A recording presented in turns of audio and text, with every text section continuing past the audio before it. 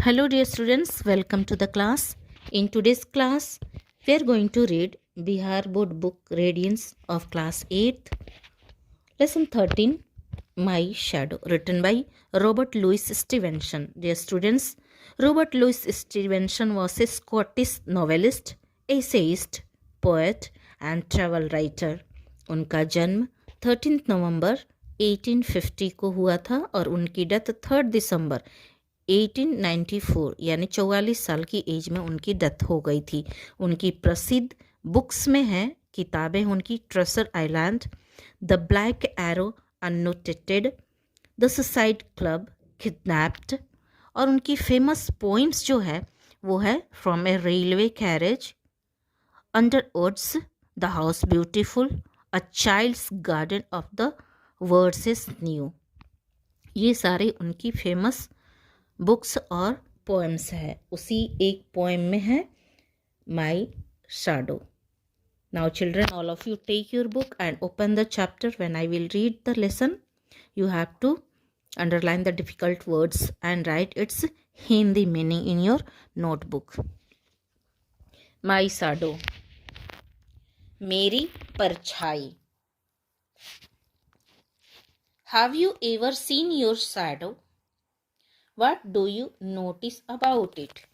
Have you ever seen your shadow? Ever कभी भी. क्या आपने कभी भी अपनी परछाई को देखा है? What do you notice about it? Notice का मतलब होता है गौर. तो आपने इसके बारे में क्या गौर किया है, क्या देखा है? Is your shadow always of the same length on different times of the day? Is your shadow, क्या आपकी परछाई always, हमेशा, always का मतलब क्या होता है? हमेशा. ऑफ द सेम मतलब एक समान रहती है. लेंथ, सेम लेंथ, एक समान लंबाई रहती है. On different times of the day, दिन के अलग अलग समय में क्या आपकी परछाई हमेशा एक जैसी लंबी रहती है? इसमें पूछा जा रहा है. आइए देखते हैं. अगले पेज में दिया हुआ है एक मैन है जो रॉबर्ट लुइस स्टीवेंसन को बताया जा रहा है और इनकी शैडो आप देख ही पा रहे हैं. तो रॉबर्ट लुइस स्टीवेंसन ये शैडो को देखकर बहुत ही आश्चर्यचकित है. वो इसका विश्लेषण इस लेसन में करते हुए कहते हैं, I have a little shadow that goes in and out with me. I have a little shadow, मेरे पास छोटी सी परछाई है. दैट गोज, जो कि, दैट का मतलब यहाँ पर होता है जो कि, गोस चलता है, जाता है, in and out with me, अंदर, इन का मतलब होता है अंदर, आउट मतलब बाहर. तो मेरे साथ मेरी एक छोटी परछाई है जो कि अंदर और बाहर मेरे साथ आती जाती रहती है. And what can be the use of him is more than I can C.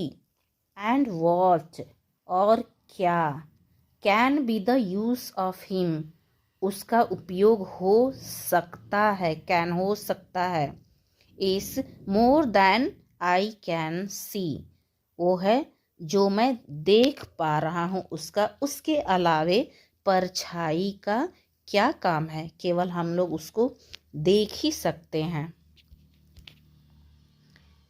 He is very very like me from the heels up to the head.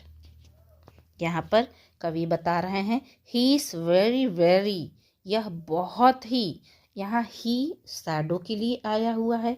he, वह बहुत बहुत, like me, मेरे जैसा है, from the hills up to the head. hills ups का मतलब होता है आपकी एड़ी से लेकर चोटी तक. हम बोलते हैं ना, हेड को क्या बोलते हैं, चोटी तक. एड़ी से लेकर चोटी तक ये बिल्कुल बहुत बहुत मेरे ही जैसा है. ये बिल्कुल मेरे ही जैसा है, एड़ी से लेकर चोटी तक. And I see him jump before me when I jump into my bed. यहाँ पे बताया and I see him jump before me, और मैं इसको देखता हूँ, और मैं इसे देखता हूँ। जंप बिफोर मी, मेरे से पहले जंप करते हुए, मैं इसको मेरे से पहले जंप करते हुए इसको मैं देखता हूँ। When I jump into my bed, जब मैं अपने बेड में जाता हूँ तो मेरे से पहले मैं इसको जंप करते हुए देखता हूँ। इसका मतलब जब भी राइटर या हम सभी सोने जाते हैं तो सबसे पहले हम लोग अपनी परछाई को देखते हैं कि परछाई हमारी सबसे पहले बेड पे जाती है, इसके बाद हम जाते हैं। When I jump into my bed, जब मैं अपने बिस्तर में जाता हूँ, बिस्तर में कूदकर जाता हूँ।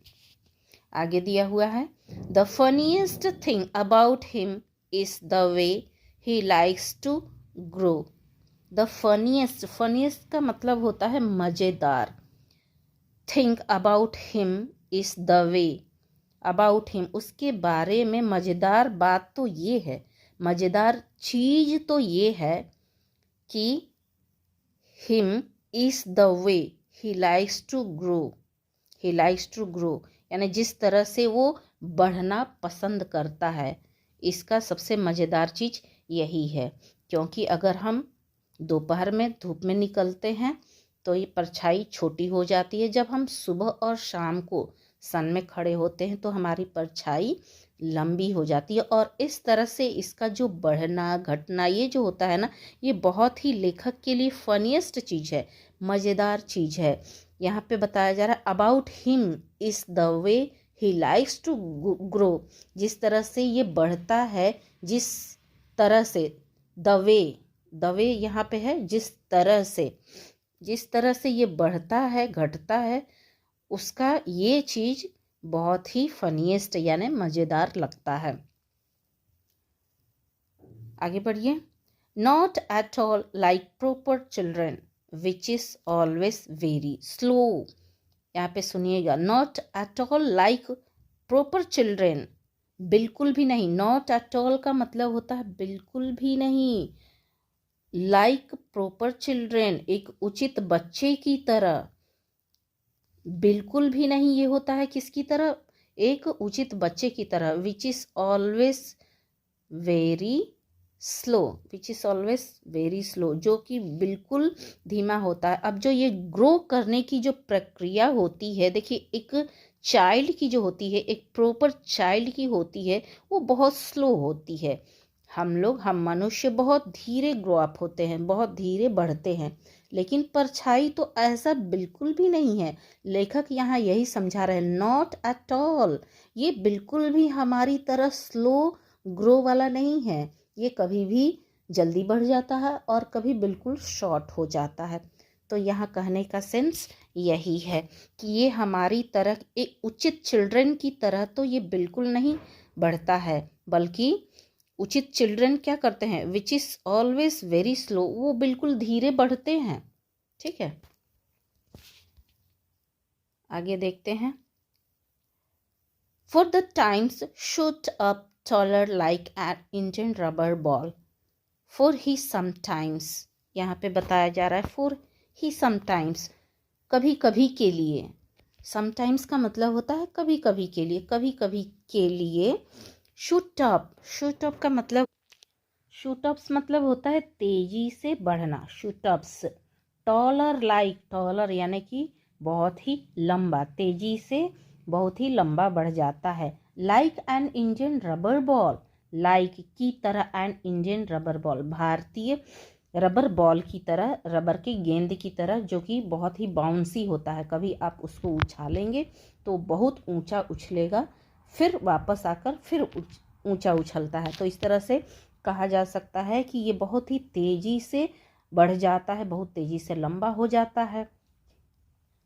For he sometimes shoots up taller like an Indian rubber ball, कभी कभी के लिए, समटाइम्स कभी कभी के लिए ये बहुत ही तेजी से लंबा हो जाता है। Like Indian rubber ball, Indian rubber ball की तरह ये तेजी से लंबा हो जाता है।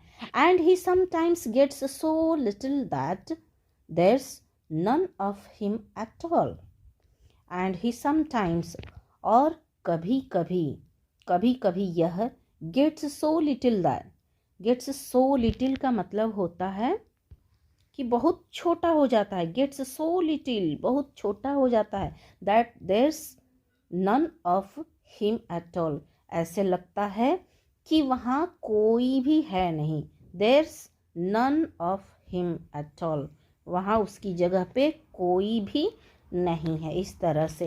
तो कभी कभी ये बहुत ही छोटा हो जाता है और ऐसे प्रतीत होता है कि वो वहाँ है ही नहीं, बिल्कुल कोई नहीं है। One morning, very early before the sun, I was up. I rose and found the shining dew on every buttercup. But my lazy little shadow, like an errant sleepy head. One morning, very early before the sun, I was up. यहाँ बता रहे हैं लेखक कि एक सुबह बहुत सवेरे, बहुत जल्दी ही, एक सवेरे बहुत जल्दी, वेरी अर्ली बहुत जल्दी, बिफोर द सन यानी सूरज के उगने से पहले ही, बिफोर द सन सूरज से पहले ही, आई वॉज अप यानी कि मैं जग गया, मैं जग गया। I rose and found the shining dew on every buttercup. I rose इसका मतलब होता है मैं जग गया, and found the shining dew और मैंने ओस की बूंदों को चमकते हुए पाया, फाउंड का मतलब होता है पाया या देखा, on every buttercup, every buttercup मतलब कि हर एक बटरकप के फूलों पर। यहाँ पर आप देख सकते हैं इसकी पिक्चर है, ये बटरकप की तरह ये गोल गोल सा होता है ये फूल, इसी पर लेखक ने, राइटर ने शाइनिंग ड्यूज यानी कि ओस की बूंदों को चमकते हुए देखा था, ऑन एवरी बटरकप हर एक फूल के ऊपर। But my lazy little shadow like an aren't sleepy head, but लेकिन माई लेजी लिटिल शैडो मेरी छोटी सी सुस्त परछाई, like an aren't sleepy head, aren't sleepy head का मतलब होता है एक निद्रालु व्यक्ति की तरह बहुत ज़्यादा ही सो रहा था। But my lazy little shadow लेकिन मेरी छोटी सी आलसी तस्वीर, आलसी परछाई, like an aren't sleepy head वो किसकी तरह, एक निद्रालु व्यक्ति की तरह सो रही थी। Had stayed at home behind me and was fast asleep in bed. Had stayed का मतलब होता है वहीं रुक गई थी, stayed रुक गई थी, at home घर पे, behind me मेरे पीछे, and was fast asleep in bed और बिस्तर पे बहुत ही तेज गहरी निद्रा में सो रही थी। फास्ट अस्लीप यानी गहरी निद्रा में सो रही थी, इन बेड बिस्तर पर। हैड स्टे एट होम वो कहाँ रुक गई थी, स्टे हो गई थी घर पे, एट होम बिहाइंड मी मेरे पीछे वो नहीं आई थी बल्कि वो मेरे पीछे ही रह गई थी, बेड पे गहरी निद्रा में वो सो रही थी।